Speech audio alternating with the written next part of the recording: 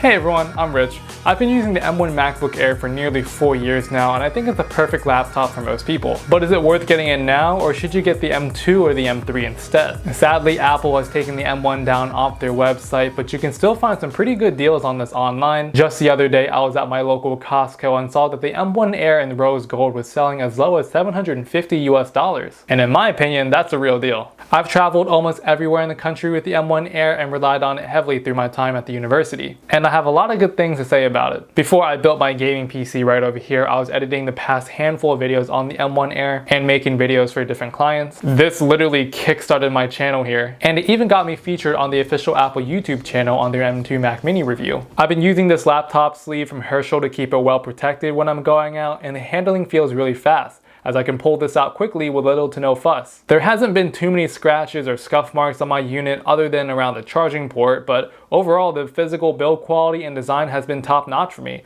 and that's what we'll talk about first. In my opinion, I still love the wedge-shaped design of the M1 Air. From the sharp edges to the lightweight design makes the Air very stylish. Being that this laptop weighs only 2.8 pounds is a huge relief, because back when I was in college, I loved the portability that it offered. It was very easy to store in my backpack as it slipped in and out very snug. It was also great to hold and bring around the classrooms, in the coffee shops, or at home, as it was so light and nimble. The backlit Magic Keyboard also is still a pleasure after 4 years. I occasionally wipe it down with a sanitizing wipe every couple months, so the keys stay relatively clean and oil-free. But I think the keyboard still feels as great as ever. The travel distance is tactile and very short, which makes it comfortable while typing. Sometimes I prefer this keyboard over other mechanical keyboards, as I feel like I fly faster with this and just have a little bit less error. The travel distance is tactile and very short, which makes it comfortable while typing. The keys are not too far away from each other, the layout makes sense and is ergonomic, and the feeling is definitely premium each time you lift the display up and the backlight fades in. It's just a great feeling keyboard for typing and navigating. Some may hate it, some may like it. I personally love it. The Touch ID/power button still works just as I expected to.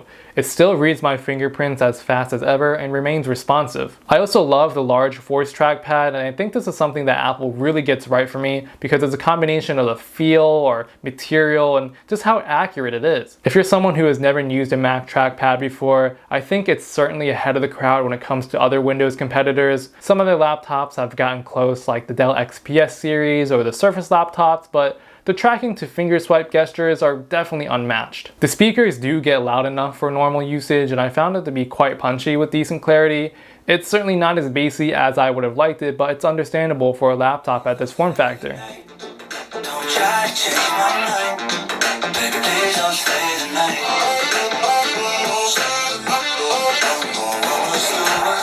If I was in a medium-sized area like, say, the living room or the kitchen, the laptop was actually pretty good at keeping the volume levels high, and it didn't sound bad at all. And for the display, this is probably by far one of the more solid and rigid feeling ones out there. The hinge didn't loosen over time, and it still holds the screen at many different angles, just like the day I got it. If you're someone that likes working on the couch or is constantly on the go, I'm always so surprised about how sturdy this machine is.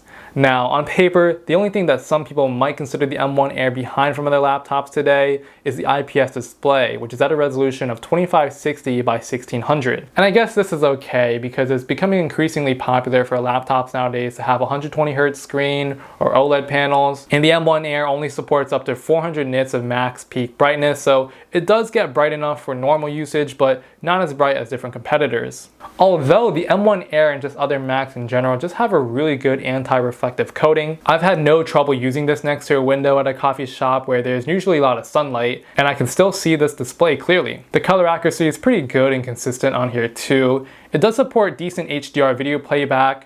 The blacks look rich enough and colors do pop, just not as rich as something like the MacBook Pros. Sometimes I would even try to edit photos on Lightroom with this laptop, so that way I can see how accurate it is when someone were to view it on an iPhone. Content looks vivid and clear as part of the True Tone technology, and the display looks very precise while having a softer feel to something like the text at the same time. If you're typing long essays or just scrolling through a bunch of articles like I was before in school, the screen is pretty good. And for the performance, I have the absolute base model M1 Air. This includes 8 gigs of RAM, 8 cores in CPU, 7 cores in a GPU, 256 gigabytes in the SSD. So for light everyday tasks like web browsing and media playback with multiple tabs open, it's still a very speedy machine, as applications like Google Chrome, FaceTime, and everything else boots up pretty fast.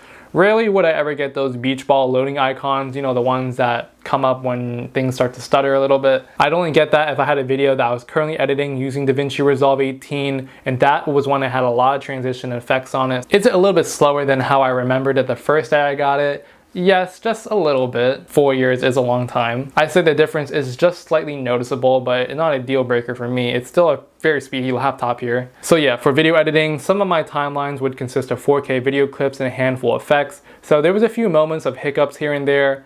I rendered a 20-minute 4K video clip in just under 29 minutes using the free version of DaVinci Resolve, and compare that to the 14-inch MacBook Pro, which was able to do that in 18 minutes. So yeah, pretty heavy, so hopefully that information gives you something to work with. And the great thing about this laptop is that there are no fans on this machine, virtually making it silent. And that's a huge relief because I'm not a fan of fan sounds. Get what I'm saying? It's just really annoying for me sometimes. While rendering under intense usage, the laptop gets slightly warm on the back towards the upper portion of the base, and on the front, it's nothing to be too concerned of at all. I actually found with multiple FaceTime calls for extended periods of time while having the M1 Air plugged in, actually made it just a little bit warm, if not a little bit hot to the touch rarely. But I did go ahead and run a Prime 95 torture test on here for a few minutes, and that just helped to get the laptop cooking a little bit. So it got pretty warm and found that the temperature raised up to around 90 degrees Fahrenheit or 32 degrees Celsius when loaded. On idle though, it was around 7 to 10 degrees less than that. As for the Geekbench scores, the single core scored in at 2,372 and multi-core score at 8,426. Compare this to other counterparts and it's not too far behind. And lastly, I did read up a lot about how the 256GB SSD in the base model here was slightly faster than the one featured on the M2 Air. Now, I don't think that's a huge deal because I think they went with something else on those new models, but I wouldn't see any problem with that unless you're transferring a lot of files on here. For the battery life, my unit has a maximum capacity of 90%. And you can check this by going into the settings, clicking on battery, and pulling up the information eye icon to show you how much juice is realistically left. The battery life is staggering, and after 4 years, you can absolutely get a full day's work done at this computer without having to reach for your charger. Apple advertises that you can get up to around 18 hours of battery life on here. I found that realistically close to be around 10 to 14 hours of use, depending on your usage. But with a fast charger like this one from AOHi, the 140 watt GAN charger I got here, having this charge from 0 to 100 takes around an hour 50 to 2 hours, so that's pretty quick. So if you're looking to speed things up with charging times, I'd recommend getting something like this. Other than that, I think most people would be fine with 30 watts to 50 watts of charging. Sometimes I like to keep my SharkGeek Storm 2 portable power bank here. This one's really cool. It has up to 25,000 milliamps of capacity. It's clear, which looks dope as you can see through the actual circuit board, and it shows you the power output of the ports. It's made from very high quality cells, and I charged this laptop many times using the portable power bank, so I think it's a great companion to the M1 Air and definitely something I would like to keep with me in my backpack at all times. Overall, it's kind of sad to see that Apple took the M1 Air off the website, but it's still selling pretty well. I don't think you're personally going to be missing out on much if you do decide to go on this variant. It's still a great laptop for years to come, and I think for most people this laptop is already powerful enough. I guess we'll just have to see how different software applications and games and all that good stuff will treat the M1 Air over time, but I've just really grown to love the portability and the wedge-shaped design and the weight of the M1 Air. I remember watching a waveform video from MKBHD, and they were talking about how the M1 Air is selling more than the M2 because it was just that good. And with the release of the M3 Air, they say that's 60% faster than the M1, so I mean, do what you want with that, but hey, for the normal person, this is great. But yeah, let me know down in the comments if you're all looking again at the M1 Air. Do you still have it? How's yours treating you? I want to hear you guys talking. And if you made it this far, thank you so much. You could hit that like and subscribe button for your boy. I always put in a lot of effort into my videos and reviews, so I hope you really enjoyed that. But that's all I got for today. So until the next one, guys, I'll see you then.